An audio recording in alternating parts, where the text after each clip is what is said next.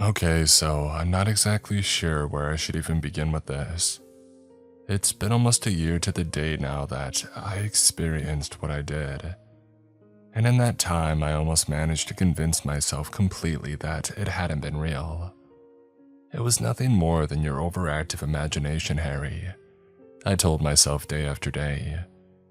One of those nightmares that seem so real.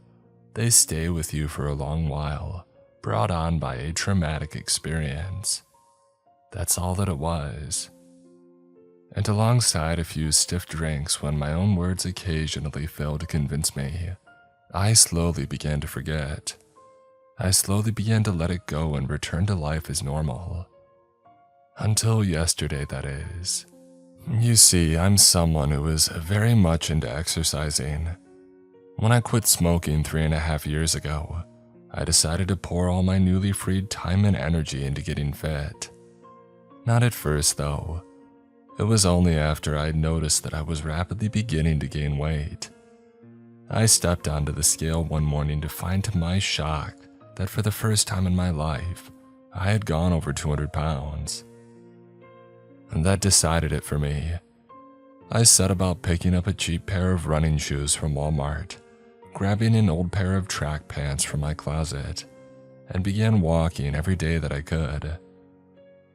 At the time, I wasn't in the best financial situation, so instead of getting a gym membership, I chose to use the neighborhood that I live in for my workout. For roughly an hour or so every day, I would wind my way through the residential streets before returning home with a sheen of sweat covering my face. Slowly but surely, I felt myself begin to feel better and happier as I had lost the weight. As I did, I moved on from speed walking to full-out jogging, and unless I had something to do or I was kept inside by the weather, I never broke my routine. And more to the point, despite the fact my neighborhood had a bit of a reputation for being a little bit seedy, I always felt safe when I went out. The people that I saw were always friendly, shooting me nods and smiles as I passed, and nothing ever bothered me. That was until last spring. When I first woke up that morning, everything seemed as it always was. Nothing more than an average January day in the Pacific Northwest. According to the weather app on my phone, the temperature would stay roughly in the low 50s, perfect for an exercise. And after scarfing down a bowl of Raisin Bran Crunch, banana, and a yogurt cup, I quickly brushed my teeth and began to get ready. I dressed, slipping into my running shoes as I pulled my jacket from the closet and slid it on. Finally, I snatched my house keys from their hook, slid my driver's license into the pocket of my sweatpants, and picked up my iPod, headphones, and sunglasses from the arm of the couch before unlocking the front door. A chilly blast of air struck me as I stepped outside onto the second-story landing of my apartment building, causing me to turn my collar up to shield my neck. Unlocking the door behind me, I quickly descended the stairs and took a moment to simply breathe in and listen. The smell of the Pacific Ocean filled my nostrils, causing me to let out a contented sigh. A few blocks down, I heard a dog begin to bark from somebody's backyard, along with the droning sound of somebody mowing their lawn. As I turned to begin stretching, a loud buzzing sound came from overhead, and I tilted my head up to catch a glimpse of the orange underside of the Coast Guard helicopter as it zoomed over me. A small smile flickered across my lips as I quickly stretched, slipping the headphones over my ears and the sunglasses over my eyes. Holding the iPod up so that I could see the screen, I slid my thumb around the wheel until I found what I had been looking for, and then I clicked. A moment later, my ears were filled with the sweet, sultry sound of Diana Dors as the golden age of Hollywood actress began to sing, a kiss and a cuddle. I shot one last look behind me at my apartment in the parking lot, and then I set off. The cool air felt nice against my face as I jogged, the slight wind blowing my hair back out of my eyes as I headed for the far end of my street. My neighborhood is arranged into a sort of rectangle, dead ending at one end that presses up against the forest, and the back towards the main road.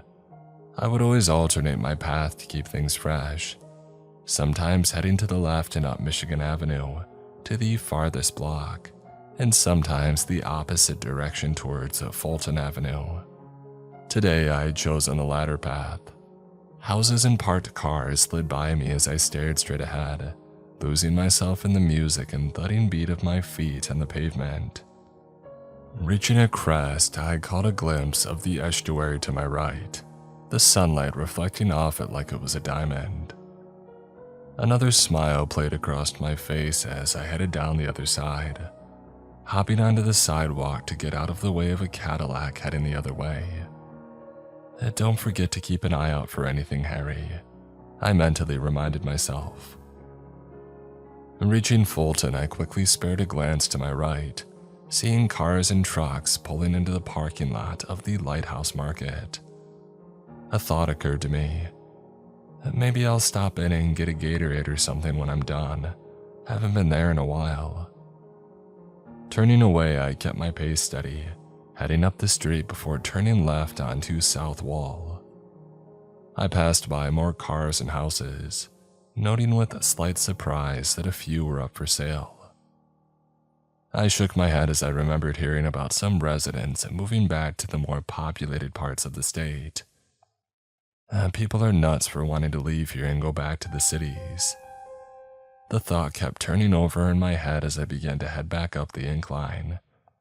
But as I passed by a dirt road that stretched between Wall and the next street over, my train of thought was torn away as a huge shiver shot up my spine.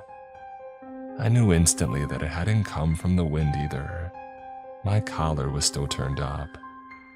And besides, it hadn't been the kind of shiver that you get from it. It was an entirely different style. The kind you get when someone is watching you. I slowed to a stop, pausing the music and pulling the headphones off my ears as I looked around. The street was deserted. I saw no one standing in the front lawns or driveways of the houses nearby. And aside from the dull thud of loud music drifting from a house to my left, all I heard was the sounds of the birds in the trees and the distant sound of a lawnmower still running. Turning to my right, I shot a glance down the dirt road to the next block. Nobody there either. I ran a hand through my hair, my mind trying to make sense of the sensation. After a moment, though, I simply shook my head and shrugged my shoulders. I guess it was nothing. Nothing more than a chill, and you, for whatever reason, getting a little paranoid. Sighing, I slid the headphones back on my head and hit play. And Diana's voice almost instantly soothing me as she shifted into, "I feel so, shaking off the last tendrils of discomfort.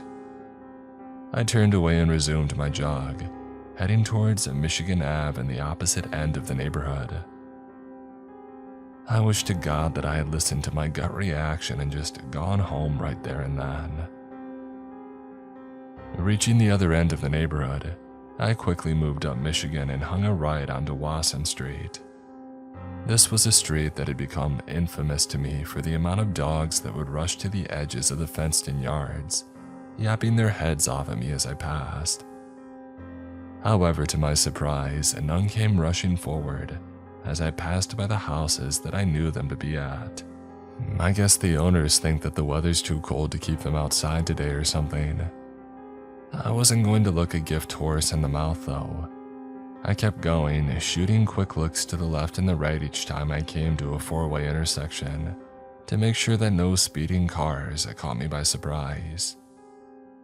Some idiots in the neighborhood tended to blast through at twice the posted speed limit more than a little often.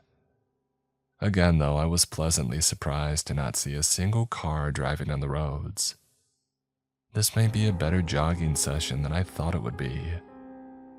I decided that I would end the session by jogging down to the main road once I was done and head down to the boat ramp.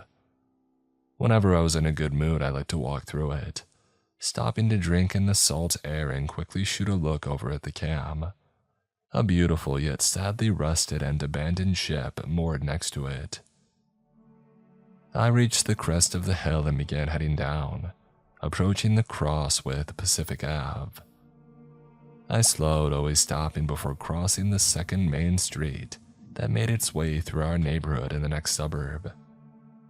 Reaching it, I shot a look to the left and right for cars. Seeing none coming, I began to step down from the sidewalk and cross the street. But as I looked up and ahead, I froze, almost in mid-step. Someone was standing across the street. They were on the opposite side of the street to me, not standing on the sidewalk but slightly back in the front lawn of a house. Normally, this wouldn't have caused me to pause. I saw people out and about every single time that I went for a run.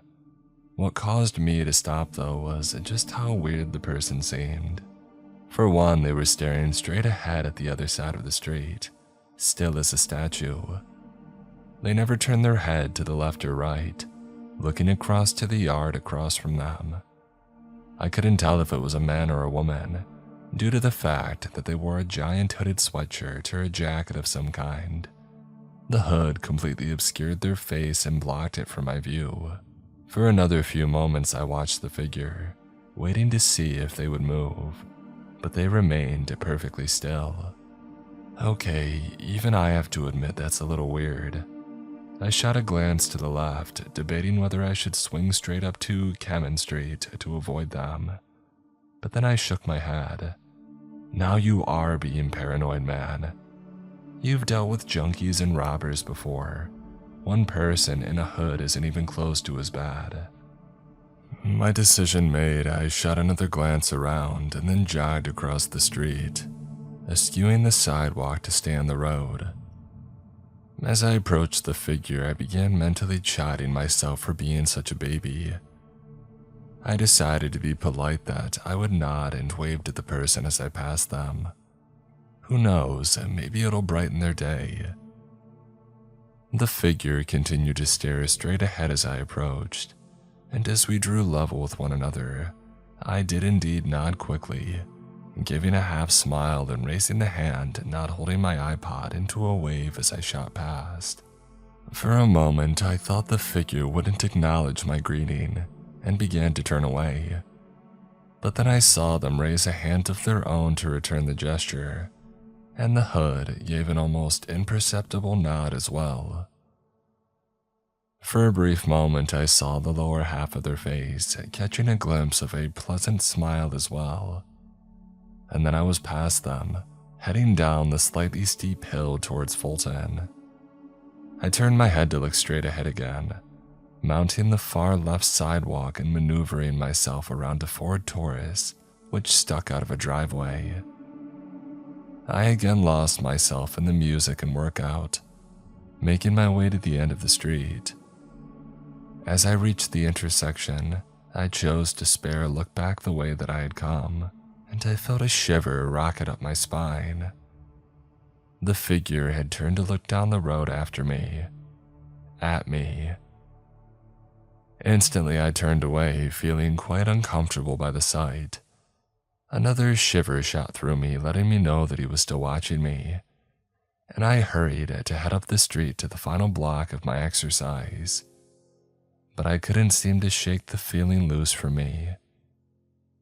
As I jogged past a wooden fence, I attempted to force the image from my mind.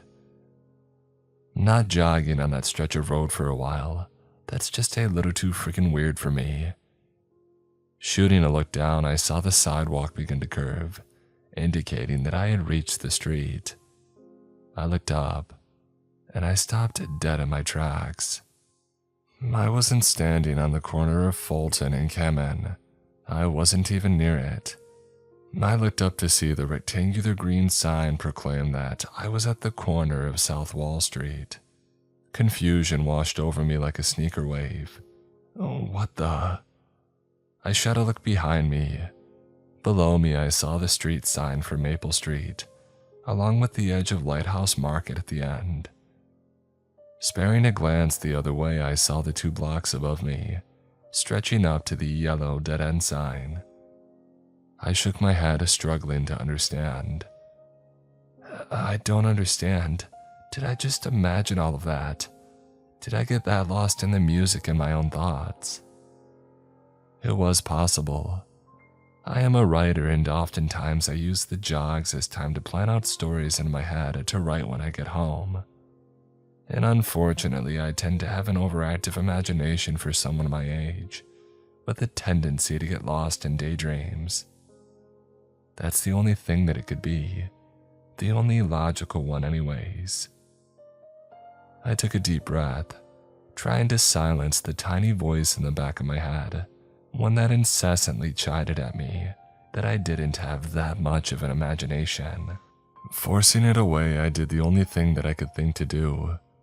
I turned and began jogging again, heading up Wall Street. The surge of energy that coursed into my veins gave credence to the idea that I had simply imagined at the last few minutes, and I forced myself to concentrate on the road ahead, only allowing myself a single thought about it. That might make a good premise for a story. Gotta keep that one in mind for when I get home. And then I increased my pace, allowing the music to wash everything else away. I reached Michigan and, like I had imagined, turned right onto Wason. As I continued, I noted that no dogs came to bark at me from the yards and driveways, just like before. I pushed the thought away. I hadn't come through before, I only daydreamed that I did. Forcing the thought away, I continued, passing by houses and parked cars as I approached the intersection with Pacific Avenue. As much as I chided myself, however, I refused to look up until I had reached the road's edge. And then I looked across and began laughing at what I saw. There was a shape there, exactly in the spot where I had imagined I had seen the figure. But it wasn't a hooded person at all. It was a small tree or bush, one which had been trimmed and shaped into an odd shape. One that if you weren't paying close enough attention, it could easily be mistaken for a person in the right light. Instantly, I realized the shape must have stuck in my mind from the last time that I had gone out. A shrubbery. You got creeped out by freaking shrubbery. I let out another laugh and quickly shot a glance around before crossing the street, approaching the bush. I hit pause on my music and slipped my headphones off, the sound of my chuckles filling my ears as I shook my head. I spoke aloud. Harry James Lake, you, my friend, are indeed one heck of a baby. You're supposed to scare your readers, not yourself, and especially not over shrubbery. Chuckling again, I began to slip the headphones back on, but I stopped as I realized something. The sound of the lawnmower, the music, the barking dog, all of it had stopped. The neighborhood was completely and totally silent. It wasn't a new experience. There had been times before when things felt completely still out here. It didn't stop it from being creepy as heck when it did, though, because it feels like you're the only person alive around here when it does. Shivering slightly at the eeriness of it all, I turned and looked at the bush, and I couldn't help but shiver again as the image of the hooded figure smiling and waving back at me wormed forward in my mind. Jamming the headphones back over my ears, I hit play, and Diana's singing again filling my ears. This time, however, her voice didn't bring me the warm and relaxed feeling it usually did, only a thin veneer of it. Turning away, I quickly jogged away from the spot, trying to ignore the chills that shot up my spine and refusing to look behind me, as much as my instincts screamed at me to. I reached the end of the block and turned left, making sure to keep my eyes up and focused on the street sign ahead. I drew alongside the tall wooden fence of someone's yard, increasing my pace and feeling more confident that I would reach it. and that's when something slammed into the fence from the other side, hard enough for it to buckle. "What the heck?" I shouted aloud, leaping off the sidewalk and half into the street as I tore my headphones off. Instantly, my ears were filled by the sounds of what had to be one heck of an aggressive dog barking on the other side. It again struck the fence, the sounds of it scratching fiercely at the wood rising with its guttural cries. I stood there for a moment, breathing heavily. My heart raced in my chest, and I bent over slightly, putting my hands on my legs as I let out a nervous and choked laugh. "Jeez, I'm frickin' Crow, man." I lifted one hand and rubbed my face, sliding under my sunglasses to rub at my eyes. People need to train their dogs better. That almost gave me a heart attack. I let out another nervous laugh and then forced in a few more deep breaths. My heart began to slow and I felt my breathing return to normal. The slow, dull ache of my well-worked muscles began to sing in my body as I stood still. The dog had thankfully stopped attempting to ram through the fence at me. The barking had stopped, it likely realizing that I hadn't posed any threat. I slipped my headphones back on my head and then stood up straight, my eyes lifting to look ahead of me, and I felt the blood in my veins turn to ice. I wasn't beside the wooden fence anymore. I was back down the intersection with Wall Street. Shock filled me. I knew that I hadn't daydreamed at this time.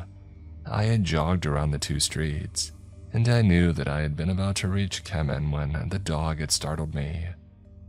So how was I suddenly 2 blocks in the opposite direction? The biggest chill yet flooded through me, and I took a step backwards, looking around. Just as it had been my entire jog, I saw nobody outside, and since I hadn't turned on my music again, I could hear that it was still dead silent in the neighborhood. Emphasis on the dead part. As I stood there, a familiar yet more unwelcome shiver shot up my spine again, the same one that I had had when I felt I was being watched. Even though I couldn't see anyone, the feeling remained, and I didn't like it one bit. I turned and looked down the road. The bright, white roof and large sign of the market looked like, ironically considering its name, a lighthouse beacon in the situation that I had now found myself in. I made my decision in a microsecond, speaking aloud. "Yep, we're going this way now." And with that, I began jogging quickly down the road, the hill increasing my speed as I went along. I kept my eyes trained on the roof as it began to grow in size, and a renewed sense of hope began to fill me. I'm gonna make it to the store. Yes. I pumped my legs faster, ignoring the burning protest that came from them. And that was when the sun, I honestly don't know. The only way I can describe it is that it was like one of those spinning dimmer light switches in a person's house, able to crank up the brightness at will. One moment I was speeding towards the market, the sun only mildly blinding me as I burst out from beneath the trees. The next, it suddenly intensified, so bright that even with the sunglasses on, I had to squeeze my eyes shut. I continued to run though, refusing to stop. A moment later, the sun seemed to return to normal and I opened my eyes, blinking a few times to rid my vision of the black and blue spots that had taken residence in them. I was running past Wasson towards South Wall. I skidded to a stop, almost slipping on some loose gravel and falling as a mixture of shock and disbelief slammed into me like a Peterbilt. For a moment I stared, blinking, and then I spoke, my voice rising into a shout. What the actual hell? Nobody answered me, the sound of my voice almost seeming to shatter the silence like a baseball through a plate glass window.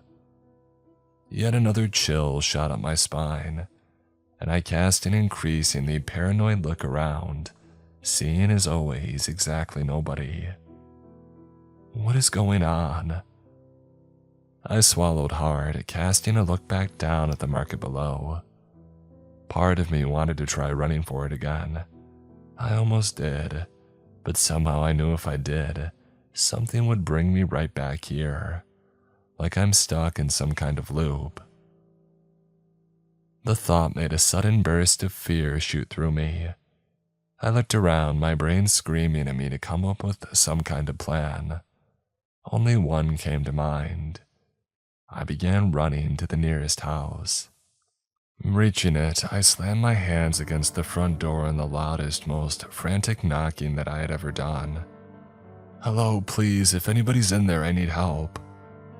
I waited for a moment, but nobody came to the door. I quickly moved to the house next door, again banging and calling for help. But like before, nobody answered. And with blind panic beginning to rear its ugly head, threatening to consume me, I began to race from house to house, from apartment building to apartment building, banging on every door and screaming my lungs out.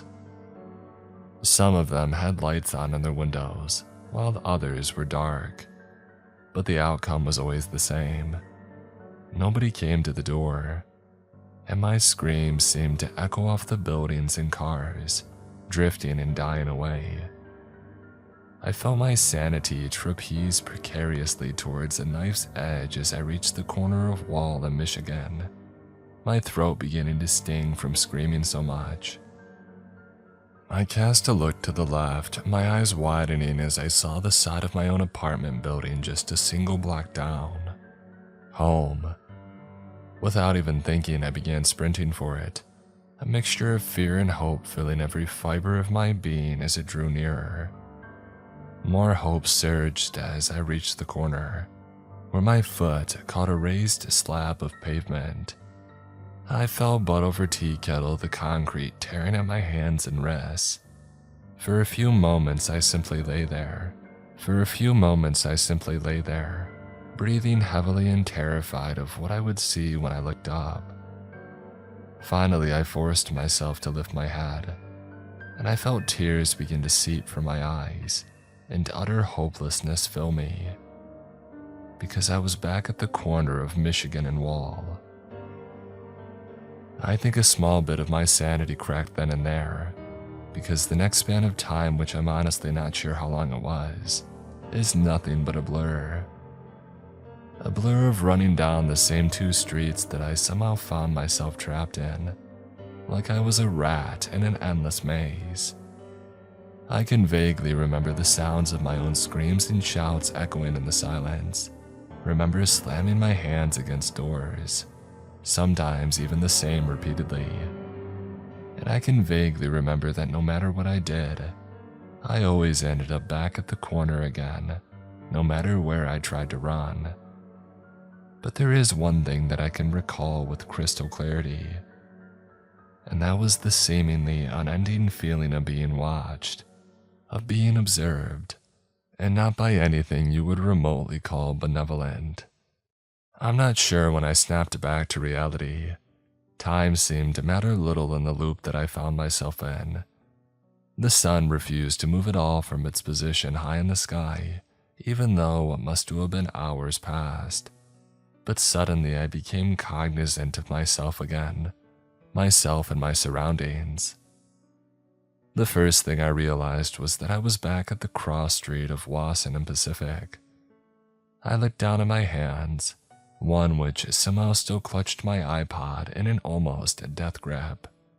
My knuckles were red and raw from how much I must have been banging against the doors, and my throat felt as if somebody had jammed a red-hot poker down it. My cheeks were wet from crying, and my lungs felt as if they were on fire. The second thing I realized was what stood across the street from me on someone's front lawn. It was the figure. Not the bush shaped like a figure. The figure. It still stood as still as a statue, just like the first time that I had seen it, which I now knew hadn't been a daydream. The hood still covered its head, and it stared straight ahead at the opposite side of the street. A surge of fear welled up in me as I realized I couldn't see the bush anymore. My mind raced. How long has it stood there? How many times did I pass by it without realizing? How long has it been watching me? And what does it want? The final thought sent a new emotion through me, likely the only one that I could still feel besides fear and blind panic. Anger. Red-hot anger. Rage being the better descriptor. It began to boil inside of me as the dots connected. It had to be the reason that I was here. It was the reason that I was trapped in this loop. All because what? I had decided to be polite and smile and wave at it. The thought made the rage burn hotter, and even though part of me screamed not to, I began to march across the street towards it. My mouth opened and I began to yell at it, to scream actually. Why? Why are you doing this? What do you want? I stopped about 15 feet from it, breathing heavily and feeling like I wanted to commit murder. I waited for an answer, waited for it to acknowledge my screams. But it simply continued to stare straight ahead as if it hadn't even heard me. I was about to take another step forward when an almost deafeningly loud sound assaulted my ears. For a moment I couldn't understand what it was, my mind unable to process it. And then I realized that I still had my headphones on my head. My iPod had begun to play and I quickly lifted the hand holding the device, unclasping my fingers and reaching out to stab at the off button. But I froze, both at the title and the artwork displayed on the screen, as well as the vocals that began filling my ears. Don't Fear the Reaper, and by Blue Oyster Cult. I froze. Whatever rage that I had had seemed to die away instantly, replaced by the biggest, coldest shiver that I had ever felt shoot up my spine and causing me to gasp out loud. The singing continued, Buck Dharma's voice yelling at me to not fear the Reaper as the first chorus began. That was when the first tendrils of horror, beyond even the insanity tearing them out that I had already felt, began to seep into me. I hadn't hit play, and I had been listening to Diana Dors and not Blue Oyster Cult. It was as if the song had been selected on its own, almost as if it were some kind of a message. My eyes suddenly went wide, and feeling as though my heart were about to stop, I slowly lifted my head to look at the figure less than 20 feet in front of me, which had turned in my direction as I had been preoccupied. The head was still bowed too low for me to see anything but its lower face, and then it slowly raised one hand to wave at me. The fingers twittered like a person would do waving at a pet or a wild animal, ever so playfully. That movement alone sent a bolt of renewed terror through me, but it wasn't what made me scream, every part of me filling with horror. It wasn't what made me turn and begin sprinting away, dropping the iPod to the ground, the headphones tearing themselves off my head, and the blaring music replaced with the shrill sound of my own screams, as I felt my mind fracture into 1,000 pieces. It smiled at me. It grinned. I can't remember much after that, only vague snippets at most. And those I can't help but shudder at. Those I wish I could forget. Because I remember shooting looks behind me to see that thing chasing after me. The hood still covering its head as it continued to grin at me. A grin with a mouth far too wide for its face, and filled with teeth that more closely resembled a shark or an alligator than a human's. Chasing after me but never touching the ground as it did. The next thing I remember was waking up in the hospital, straps holding my arms and legs tight to the bed like I was a mental patient in an asylum. When I began calling out, a nurse, a doctor, and to my surprise, an armed guard rushed into my room. For a few moments they stared at me as if I were about to attempt to attack them. But once they realized that I had returned to the land of the sane, they immediately began bombarding me with questions about what had happened to me, whether I took any kind of drugs or drank profusely, whether I had a history of mental illness. I wanted so badly to tell them the truth, but I knew the only thing that it would do for me was buy me a one-way ticket to the funny farm permanently. And so I lied. I told them that I had been attacked on my run by a man who had attempted to kidnap me. In my mind, I thought it would explain my delirium to them. People who are kidnapped and manage to escape often do so with their mental state in a fragile state, if not completely broken. For a few moments, I thought they would see right through my charade and call me out, but somehow they bought it. They brought the police in, asking me to give an account and a description of my attacker. On that, I didn't really lie, not much anyways. I told them that they had hid their face under a hood of some kind, and giving a vague description of some kind of well-built white man in his 40s, the kind that could easily overpower a slightly overweight 20-something-year-old guy. And again they bought it. After showing me the sketch that they had made, one of the officers patted my shoulder reassuringly. "Don't worry, son," he said to me with a smile. "If he's still around here, we'll find him." And then he handed me something in a plastic evidence bag. "I believe this belongs to you. We found it a few blocks away from where we found you. You must have dropped it in the struggle." I couldn't say anything, only nod as I stared at my iPod, now scuffed with several scratch marks from its fall, and from something else, something which had made a single deep gouge in the metal back of the device. I knew they would never find any trace, because what in a way did kidnap me wasn't human, not even remotely human outside of vague appearances. I don't know how I managed to get away, how I managed to survive. I wondered if that thing was simply toying with me, the same way that a cat might toy with a bird when it's not hungry, or if I actually managed to break free. Either way though, I'm thankful that I'm still alive. Like I said at the start, after I had returned home and I guess for the sake of my own sanity, I began to endlessly tell myself that what I had seen, what I had experienced hadn't been real, that I had in effect suffered a simple mental break, either from stress or actually being attacked by another person that day, that none of it had actually happened. When my own words didn't help, I had replaced them with alcohol, and slowly and surely as the months went on, it did in fact begin to feel as though it had been nothing more than a waking nightmare. I slowly began to return to a normal life. I even went back to jogging, though I changed my route, choosing to jog through the next neighborhood over instead. Nothing ever happened to me and I never felt like I was being watched again. Not by anything that wasn't human anyways. Until, like I said, yesterday, which is the reason I decided to write this and to share it with you.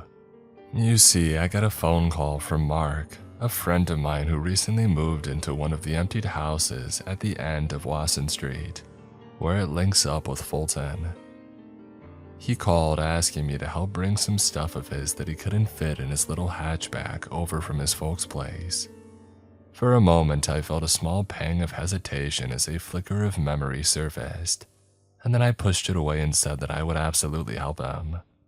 We met at my apartment and together we climbed into my International Scout, driving over to his parents and loading the flat-screen TV, mattress, and other large boxes into the back. And then we drove back across town and into the neighborhood. I turned down Wasson from Michigan, driving down streets that I hadn't been on in a year.